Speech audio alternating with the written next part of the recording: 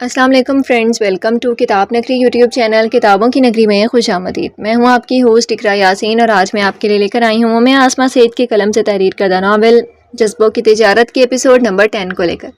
اس episode کو start کرنے سے پہلے آپ کر لیجئے ہمارے چینل کو سبسکرائب، ویڈیو کو لائک اور کلک کر لیجئے بیل آئیکن کو۔ اب آتے ہیں ایپیسوڈ کی جانب۔ بڑی بات ہے، آپ کا باس آپ پر مہربان ہے، اور ایک ہمارا باس ہے کل رات کا کمیشن ہی نہیں دیا۔ امسل اپنی بے دہانی میں بولتے جا رہی تھی۔ وہیں کریم سنجرانی جو اٹھنے کا ارادہ رکھتا تھا، اس نے چونک کر امسل کی طرف دیکھا۔ سارا ڈر، ساری گھبراہٹ کہیں غائب ہو گئی تھی اور وہ اب کچھ پوچھنے پر مجبور ہو گیا تھا۔ آپ ابھی بھی کمیشن پر وہ پمفلٹ کا کام کر رہی ہیں، اور وہ ریس کی رقم؟ کریم سنجرانی کی بات پر گویا پورے ٹی وی لاؤنج میں سناٹا چھا گیا تھا۔ اس بات سے پہلے زلیخا بیگم اور انوال دونوں کی نوک جھوک کو انجوائے کر رہی تھی۔ وہ دونوں حیران تھی کہ امسل اور کریم ایک دوسرے سے ایسے بات کیوں کر رہے ہیں جیسے وہ ایک دوسرے سے خفا ہوں۔ لیکن کریم کی بات پر امسل بغیر کچھ کہے کچن میں سامان چھوڑ کر اندر کمرے میں چلی گئی تھی، اور انوال بھی اس کے پیچھے چلی گئی تھی۔ میں نے کچھ غلط کہہ دیا کیا؟ دونوں کو ایسے جاتے دیکھ کر کریم سنجرانی نے زلیخا بیگم کی طرف دیکھا۔ نہیں بیٹا، تم نے کچھ غلط نہیں کہا، اگر تمہاری جگہ کوئی اور ہوتا تو شاید وہ بھی یہی پوچھتا۔ زلیخا بیگم نے کہتے ہوئے گہری سانس لی اور پھر بات کو آگے بڑھاتے ہوئے اس نے امسل کے کمرے کی طرف دیکھا جہاں وہ اب صبح سے پہلے نکلنے والی نہیں تھی۔ وہ اب کریم کو سب کچھ بتانے والی تھی، آخر وہ اسے اپنا بیٹا جو مان چکی تھی۔ امسل کے ڈیڈ کچھ سالوں سے شراب نوشی اور جوئے جیسے کاموں میں پڑ گئے ہیں۔ ہمارے لاکھ سمجھانے کے باوجود وہ باز نہیں آتے۔ اور اس دن تو تم امسل کی حالت دیکھی تھی، بس اپنے باپ کو وہ سب چھوڑنے کا کہنے اور مجھے بچانے کے چکر میں وہ بھی زخمی ہو گئی تھی۔ یہ گھر میرے والد صاحب نے مجھے شادی پر دیا تھا، لیکن اب یہ بھی ہمیں گروی رکھوانا پڑا تھا۔ امسل کے ڈیڈ جوئے میں بہت سا پیسہ ہار گئے تھے اور لوگ ہمارے دروازے تک آ گئے تھے۔ تم تو جانتے ہوں گے اٹلی کے مافیا کو بس اپنی بچیوں کو بچانے کے لیے میں نے یہ گھر گروی رکھوا کر بینک سے لون لیا ہوا ہے، اور جو لون لیا تھا وہ امسل کے ڈیڈ کو سارا پیسہ دے دیا، اور اس طرح وہ مافیا کے لوگ اب تک گھر نہیں آتے، اور امسل جب بھی ریس جیتی ہے وہ سارے پیسے گھر کی قسط میں دے دیتی ہے۔ اس لیے تمہارے پوچھنے پر بھی وہ یہاں سے چلی گئی تھی۔ وہ کبھی بھی اپنے دکھ درد کو کسی پر عیاں نہیں ہونے دیتی۔ زلیخا بیگم کی باتیں سن کر کریم سنجرانی کے دل کو کچھ ہوا تھا۔ وہ سوچ بھی نہیں سکتا تھا کہ ایک 22 سال کی لڑکی پر اتنا بوجھ ہے، اور اس کے گھر والے کیسے ہمت بنائے جی رہے ہیں۔ ایک لمحے کو کریم سنجرانی کو اپنے آپ سے شرمندگی محسوس ہوئی تھی۔ وہ ان کا کچھ بھی نہیں لگتا تھا، اور وہ اپنا سب کچھ اسے بتا گئی تھی، اور وہ زلیخا بیگم کے ساتھ ساتھ امسل اور انوال سے بھی جھوٹ بول رہا تھا کہ وہ ایک ہوٹل کا مینیجر ہے۔ اگر وہ سچ بتاتے تو شاید وہ ان کی بہتر مدد کر سکتا تھا۔ کریم سنجرانی اپنے تمام جذبات اور احساسات کو جو وہ امسل اور اس کی فیملی کے لیے محسوس کر رہا تھا، اسے وہ ایک انسانیت کا نام دے چکا تھا، اور وہ اب مزید جھوٹ نہیں بول سکتا تھا۔ اس نے 1 منٹ میں فیصلہ کر لیا تھا کہ وہ زلیخا بیگم کو اور امسل کو اپنی حقیقت بتا دے گا۔ ماں جی، میں کچھ بھی کہنے سے پہلے آپ کو ایک بات کہنا چاہتا ہوں۔ مجھے نہیں لگتا تھا کہ ہم لوگ دوبارہ ملیں گے، اس لیے میں اس دن آپ سب سے جھوٹ بولا تھا کہ میں ایک ہوٹل میں مینیجر ہوں۔ کریم سنجرانی نے یہ الفاظ بمشکل ادا کیے تھے۔ شرمندگی تھی کہ ختم ہونے کا نام ہی نہیں لے رہی تھی۔ وہ اپنے ہی لفظوں میں ڈوبتا جا رہا تھا۔ اب وہ کسی مجرم کی طرح اپنے آپ کو محسوس کر رہا تھا۔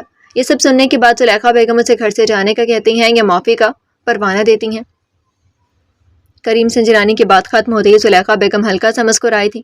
کریم سنجرانی سمجھ نہیں پایا کہ یہ مسکراہٹ تنزیہ تھی یا معافی تھی۔ مجھے پتہ ہے کریم بیٹا، تم کریم سنجرانی ہو، سنجرانی ہوٹلز کے آنر۔ میں نے تمہیں دیکھا 1 بار نہیں 3 بار، اس لیے مجھے ہسپتال میں تمہیں دیکھ کر حیرت ہوئی تھی کہ تم وہاں کیسے؟ زلیخا بیگم کے انکشاف پر کریم سنجرانی ششدر رہ گیا تھا۔ آپ نے مجھے کہاں دیکھا ہے، اور آپ اس دن خاموش کیوں رہی؟ کریم سنجرانی جو کوہنیوں کو ٹانگوں پر جمائے سر جھکائے بیٹھا تھا، اس نے بے چینی سے سر اٹھا کر کہا، میرے ڈیڈ تمہارے فلورنس کے ہوٹل کے مینیجر تھے، بس میں وہیں آتی تھی ان سے ملنے جب تک وہ زندہ تھے۔ 2 سال ہو گئے ان کی وفات کو۔ زلیخا بیگم یہ کہتے ہوئے چائے کے برتن سمیٹنے لگ گئی تھی۔ وہیں کریم سنجرانی نے اپنا ماتھا مسلا تھا، دماغ کی الجھن بڑھتی جا رہی تھی۔ امسل کو ابھی کچھ مت بتانا، وہ پہلے ہی بہت ڈسٹرب ہے۔ وہ مضبوط تو ہے لیکن بہت حساس ہے، لوگوں کے رویے بہت جلد اس پر اثر ہونے لگتے ہیں۔ اسے خود سے پتہ چلے تو زیادہ بہتر ہے۔ زلیخا بیگم کی دوبارہ آنے والی آواز سے کریم سنجرانی کو احساس ہوا کہ وہ اپنے فلیٹ پر نہیں امسل کے گھر میں تھا۔ I'm sorry، آپ کو یہ دھوکے میں رکھا، میں چلتا ہوں۔ کریم سنجرانی وہاں اب 1 سیکنڈ کے لیے بھی رکنا نہیں چاہتا تھا۔ اب جب کسی سامنے والے کو سچ کا پتہ اور مقابل جھوٹ بولے اور حقیقت پتہ چلنے پر وہ آسمان سے زمین بوس ہو جاتا ہے، اور یہی حالت اس وقت کریم سنجرانی کی ہو رہی تھی۔ اسے شرمندگی سے زیادہ اپنا اب دم گھٹتا محسوس ہو رہا تھا۔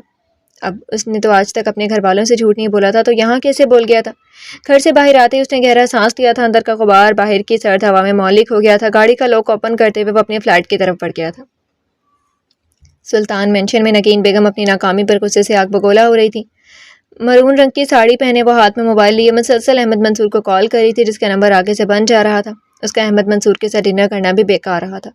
وہ اپنی شکست کو تسلیم نہیں کر پا رہی تھی۔ ایک طرف کریم سنجرانی کا جیت جانا تو دوسری طرف وہ شہاب سلطان کا سوچ کر پریشان ہو رہی تھی۔ جو آج رات کی فلائٹ سے واپس آ رہا تھا۔ وہ اسے کیا جواب دیتی؟ اس نے تو اپنے بیٹے کو مطمئن کر کے اٹلی بھیجا تھا اور صرف ایک دن میں ہی کیا سے کیا ہو گیا تھا۔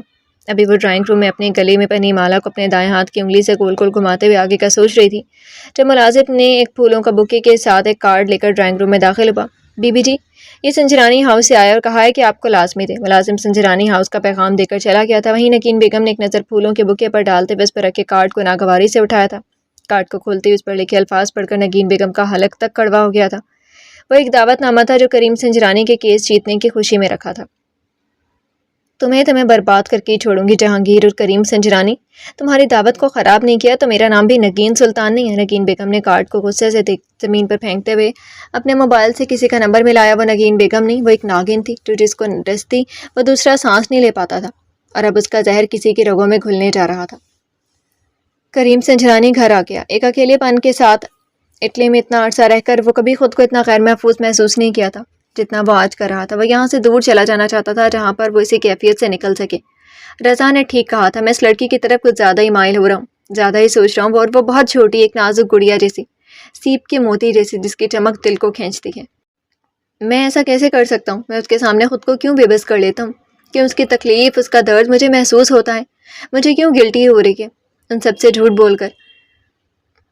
اپنے دونوں ہاتھوں کو انگلیوں سے کریم سنجرانی اپنی دونوں کنپٹی کو سلاتے ہوئے سوچ رہا تھا۔ کمرے میں اندھیرا تھا اور وہ بیڈ پر بیٹھا اپنی کیفیت کو سمجھنے کی کوشش کر رہا تھا جب اس کے موبائل پر میسج آیا اور موبائل کی اسکرین روشن ہوئی۔ کریم سنجرانی نے سائڈ ٹیبل پر رکھے موبائل کو دیکھا اور پھر کچھ سوچتے ہوئے اس نے موبائل اٹھایا۔ میسج کھولتے ہی کریم سنجرانی کو لگا کہ اس کی رہائی کا پروانہ آ گیا۔ وہ جس کیفیت میں قید تھا شاید اس سے بہتر رہائی اسے نہیں مل سکتی تھی۔ وہ یہاں سے جا کر خود کو بہتر محسوس کر سکے۔ میسج کا رپلائی دیتے ہی وہ پشت کے بل بیڈ پر گرنے کے سے انداز میں لیٹ گیا تھا۔ سنجرانی ہاؤس میں جہانگیر صاحب اپنا موبائل ہاتھ میں لیے ایک سکتے کی کیفیت میں کرسی پر بیٹھے ہوئے تھے۔ کیا ہوا؟ سب ٹھیک تو ہے نا؟ تنزیلہ بیگم جو جہانگیر سنجرانی کو چائے دینے آئی تھی وہ انہیں ایسے ہی بیٹھا دیکھ کر گھبرا گئی تھی۔ دیکھو تنزیلہ بیگم، یہ میسج دیکھو، یہ خواب ہے یا حقیقت؟ موبائل تنزیلہ بیگم کی طرف کرتے ہوئے جیسے ہی جہانگیر سنجرانی نے کہا، تنزیلہ بیگم کے چہرے پر مسکراہٹ آ گئی۔ وہ آپ کا بیٹا ہے جہانگیر صاحب، اس میں اتنی بڑی کیا بات ہوگی اگر اس نے آپ کا میسج کا جواب دیا؟ تنزیلہ بیگم کے لیے یہ کام سی بات تھی، وہ تو کریم سنجرانی سے کال اور میسج پر بات کرتی رہتی تھی۔ یہاں بات جہانگیر سنجرانی کی تھی۔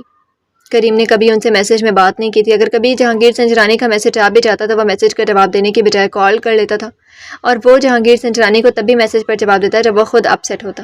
اور اب تو وہ کال بھی کچھ مہینے سے نہیں کر رہا تھا جب سے جہانگیر سنجرانی نے اسے بار بار پاکستان شفٹ ہونے کا کہا تھا۔ تمہارے لیے معمولی بات ہے لیکن میرے لیے نہیں۔ میرا بیٹا کسی مشکل میں ہے، اپسیٹ ہے، لیکن کیوں؟ کیس تو وہ جیت چکا ہے، پھر ایسا کیا ہوا ہے اس کے ساتھ؟ جہانگیر سنجرانی کی اب ساری فکر کریم سنجرانی کی طرف بڑھ گئی تھی۔ دعوت کی ساری تیاریاں وہ اب مجتبیٰ کے سر ڈال چکے تھے۔ شہاب سلطان رات کو ہی واپس آ گیا تھا۔ لیٹ نائٹ گھر آنے کی وجہ سے وہ نگین بیگم سے نہیں مل پایا تھا اور اس بات کا فائدہ اٹھاتے ہوئے نگین بیگم اپنے آگے کا لاہے عمل تیار کر چکی تھی۔ 10 بجے شہاب سلطان کی آنکھ کھلی، وہ حسب عادت اٹھتے ہی شاور لینے چلا گیا تھا۔ نگین بیگم نے ملازمہ کی ڈیوٹی لگائی ہوئی تھی کہ جیسے ہی شہاب سلطان اٹھے اس کے کمرے میں کافی پہنچا دی جائے۔ شہاب سلطان جیسے ہی شاور لے کر باہر آیا، کافی کی بھینی بھینی خوشبو کمرے میں پھیلی ہوئی تھی۔ وہ ٹیبل پر کافی کا کپ دے کر ہلکی سے مسکراہٹ کے ساتھ شیشے کے سامنے کھڑے ہوتے اپنے بالوں کو تولیے سے خشک کر رہا تھا۔ وہ جانتا تھا کہ اس کی ماں اسے شرمندہ ہوگی کہ وہ اپنا وعدہ پورا نہیں کر سکی، لیکن وہ اس کی ماں تھی، وہ اگر 1000 وعدے بھی توڑتی تو وہ بھی برا نہیں مانتا۔ یہ تو جسٹ ایک کیس تھا جو اس نے نگین کے کہنے پر کریم سنجرانی پر کیا تھا۔ یہ بات تو شہاب سلطان بھی جانتا تھا کہ وہ کریم سنجرانی پر کبھی ہاتھ نہیں ڈال سکتا تھا، اور وہ ایسا ہی تھا جو رشتہ اسے دل سے بھاگ گیا وہ اس کے لیے اپنی جان بھی دینے سے گریز نہیں کرتا۔ اور شہاب سلطان کی اسی نیچر کا فائدہ اٹھاتے ہوئے نگین بیگم نے شہاب سلطان کے دل و دماغ میں کریم سنجرانی کے لیے زہر کا بیج بو دیا تھا۔ گرے کلر کی ٹی شرٹ اور ٹراؤزر پہنے، بالوں کو اچھے سے سیٹ کیے، شہاب سلطان سیڑھیاں اترتے ہوئے کھانے کی ٹیبل کی طرف آ رہا تھا جہاں نگین بیگم پہلے سے ہی شہاب سلطان کا انتظار کر رہی تھی۔ السلام علیکم مامی، کیسی ہیں آپ؟ شہاب سلطان نے آگے بڑھ کر نگین بیگم کے کندھے پر اپنا دایاں ہاتھ پھیلایا اور نگین بیگم نے ایک پیار بھرا لمس شہاب سلطان کے ماتھے پر چھوڑا۔ میں ٹھیک ہوں، تم بتاؤ سفر کیسا رہا؟ دونوں ساتھ ساتھ چلتے ہوئے کھانے کی ٹیبل پر پہنچ چکے تھے۔ اچھا رہا، شہاب سلطان نے کہتے ہوئے کرسی کھینچ کر بیٹھا۔ وہیں نگین بیگم اپنی کالی سلک کی ساڑی کا پلو سنبھالتے ہوئے شہاب سلطان کے سامنے والی کرسی پر بیٹھ گئی تھی۔ وہ دونوں ڈائننگ ٹیبل کی سربراہی کرسی کو ہمیشہ خالی چھوڑتے تھے۔ وہ جگہ ثاقب سلطان شہاب سلطان کے ڈیڈ کی تھی جو اب اس دنیا میں نہیں تھے۔ ان کی موت کا آج تک شہاب سلطان کو نہیں پتہ چلا تھا۔ وہ شہاب، میں تم سے کیس کے بارے میں بات کرنا چاہتی تھی۔ نگین بیگم نے اپنے دونوں ہاتھوں کی انگلیوں کو ایک دوسرے میں پیوست کرتے ہوئے شہاب سلطان کی طرف دیکھا جو ناشتے میں مصروف تھا۔ چھوڑیں ممی، جانے دیں، مجھے پہلے پتا تھا کہ کریم سنجرانی کے کیس کے بارے میں ہارے گا نہیں۔ وہ کامیابی کی اس سیڑھی پر کھڑا ہے جہاں اسے مات دینا بہت مشکل ہے، اور ویسے بھی ہمارا بزنس بہت اچھا جا رہا ہے، اور بھی بہت سے طریقے ہیں کریم سنجرانی کو مارکیٹ سے غائب کرنے کے۔ شہاب سلطان اپنی دھن میں بولتا جا رہا تھا، وہیں نگین بیگم اپنے گلابی لپسٹک لگے ہونٹوں کے کنارے کو دانتوں تلے دباتے ہوئے اپنا غصہ کنٹرول کر رہی تھی۔ وہ کب چاہتی تھی کہ کریم سنجرانی شہاب سلطان میں ایک پل کی محبت بھی جاگے۔ بالکل ٹھیک کہہ رہے ہو شہاب، ہمیں کیس کے ہارنے کی فکر نہیں کرنی چاہیے، اور بھی طریقے ہیں۔ لفظوں کو چبا چبا کر نگین بیگم نے کہتے ساتھ چائے کا گھونٹ لیا۔ لیکن میری ایک بات یاد رکھنا، ہمارے اس وار کے بعد کریم سنجرانی اور جہانگیر سنجرانی چپ کر کے بیٹھنے والے نہیں ہیں۔ مانا کہ کریم سنجرانی میرا بیٹا ہے، لیکن وہ اپنی بے عزتی کبھی نہیں بھولے گا۔ نگین بیگم نے شہاب سلطان کو دوبارہ اکسانے کی کوشش کی۔ نہیں ممی، ایسا نہیں ہوگا، آپ بے فکر رہیں۔ شہاب سلطان کا لہجہ اب بھی نارمل تھا۔ لگتا تمہیں معاملے کی نوعیت نہیں جان پا رہے، جو تم سمجھ رہی ہو ایسا بالکل بھی نہیں ہے۔